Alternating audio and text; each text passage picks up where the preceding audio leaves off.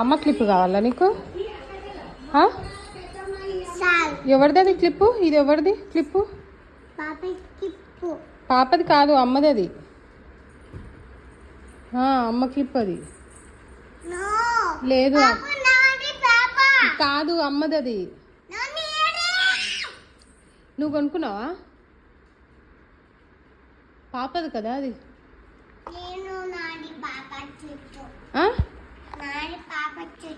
జుట్టు నీదే, క్లిప్పు నాది. అమ్మదే క్లిప్పు. చూపెట్టు, క్లిప్పు చూపెట్టు. బాగుందని కొనుక్కున్నా. క్లిప్పు బయట తీసుకున్నామా? అవునా?